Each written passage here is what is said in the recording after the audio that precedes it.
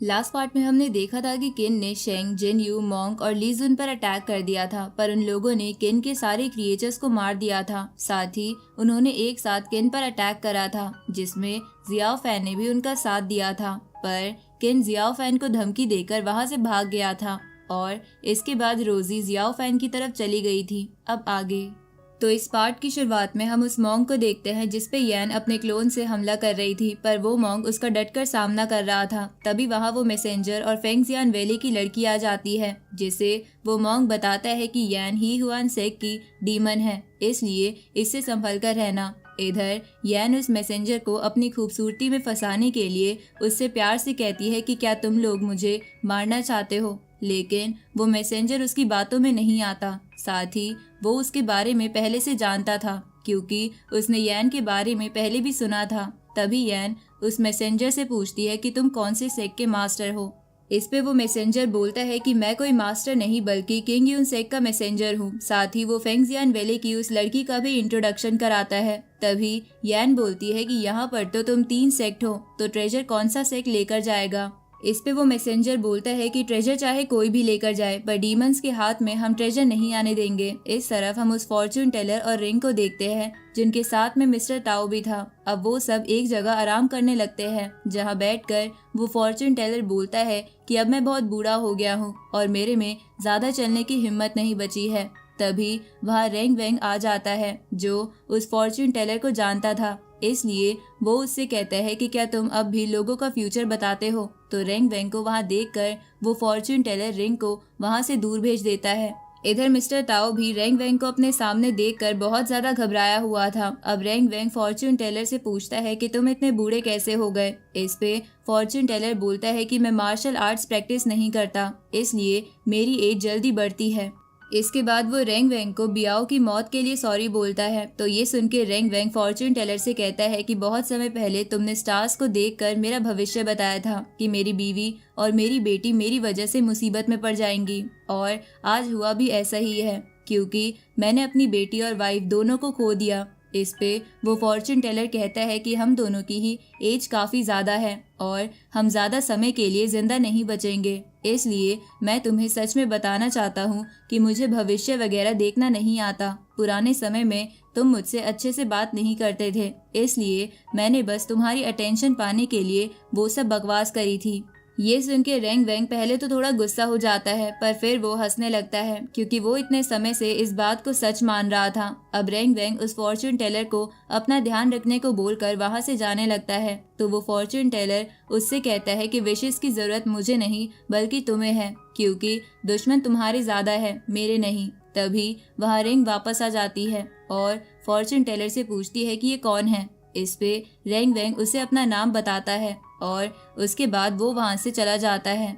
इस तरफ हम बियाओ की आंट और घोष सेक के एक एल्डर को देखते हैं, जहां बियाओ की आंट जियाओ फैन पर एक बर्ड की मदद से नजर रख रही थी, पर उन्हें ये बात अच्छी नहीं लगती, इसलिए वो उस एल्डर से बोलती है कि सेक्ट मास्टर तो जियाओ फैन पर सबसे ज्यादा भरोसा करते हैं, तो हम यहाँ छुपके उस पे नजर क्यों रख रहे हैं। ये सुन के वो एल्डर एक बात याद करने लगता है, जब रेंग वेंग ने उससे कहा था कि मैंने जियाओ फैन को हेवनली बुक सिखाई थी, जिसे सीखने में 30 साल लगते हैं, पर जियाओ फैन उसे बहुत जल्दी सीख गया था, इसलिए अगर वो हमारे सेक का अगला मास्टर बनेगा तो उसकी पावर्स की कोई लिमिट नहीं रहेगी। इसके बाद रेंग वेंग उस एल्डर को कुछ बात बताता है जो हमें अभी पता नहीं चलती। इस तरफ हम जियाओ फैन को देखते हैं, जिसका पीछा रोजी कर रही थी।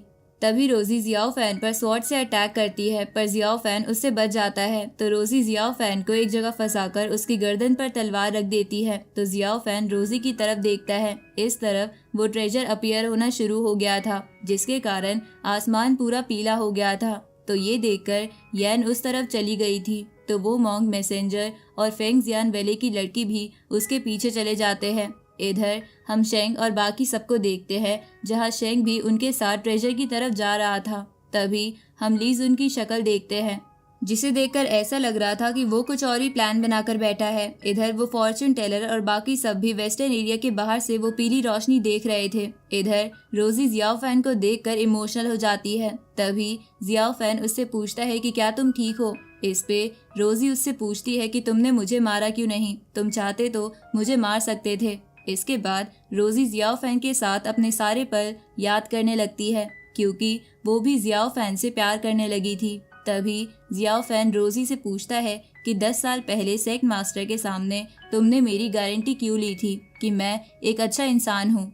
इस पे रोजी बोलती है कि मैंने पुराने जियाओ फैन की जान बचाई थी, पर क्या तुम पुराने जियाओ फैन हो? और अगर तुम अब भी हमको याद करते हो तो प्लीज वापस आ जाओ। इस पे जियाओ फैन बोलता है कि अब मेरा वापस आना बहुत मुश्किल है। ये सुन के रोजी गुस्से में वहाँ से जाने लगती है। जहाँ जाते वक्त जियाओ फैन रोजी से पूछता है कि क्या तुम अगली बार मिलने पर मुझे मार दोगी? इस पे रोजी हाँ करती है।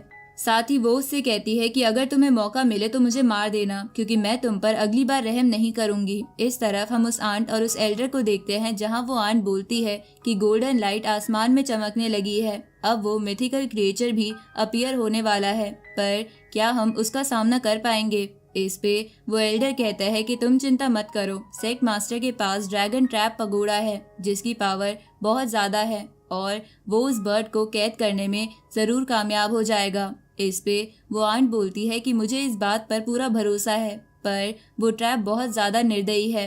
ये सुन के वो एल्डर गुस्से में उस आंट को चुप करा के इस बारे में बात ना करने को बोलता है। इस तरफ यैन जब उस ट्रेजर की तरफ जा रही थी, तभी वो पानी में फिश मॉन्स्टर्स को देखती है, तो उन्हें देखकर वो उनमें से कईयों को मार देती है, पर उनमें से एक बच जाता है, जिसे लगता है कि ये अटैक उस मॉन्क मैसेंजर और फेंगजियान वैली की लड़की ने कराया है। इसलिए वो वहाँ अपने साथियों को बुला लेता है, जिसके बाद वो सब उन्हें घेर लेते हैं। इस तरफ यैन चुपचाप वहाँ से निकल जाती है। दूसरी तरफ जियाओ फैन कोर एरिया के बहुत करीब आ गया था, पर उसे वहाँ पर कोई भी एनिमल नहीं दिखता। तभी उसे अपने सामने वुड से बनी एक बड़ी सी दीवार दिखती है, तो जियाओ फैन उस वॉल के दूसरी ओर देखने के लिए हवा में जाने लगता है, पर हवा में पहुँचने के बाद उसे पता लगता है कि वो कोई वॉल नहीं बल्कि एक ट्री है। तो ये देखकर जियाओ फैन को बहुत अजीब लगता है, इसलिए वो उस ट्री की जांच करने के लिए उसके ऊपर जाने लगता है, जहां ऊपर जाने पर उसे बहुत सुंदर नज़ारा दिखता है। इसलिए जियाओ फैन को लगता है कि शायद वही कहीं वो ट्रेजर है। और इसी के साथ ये पार्ट यहीं ख़त्म होता है।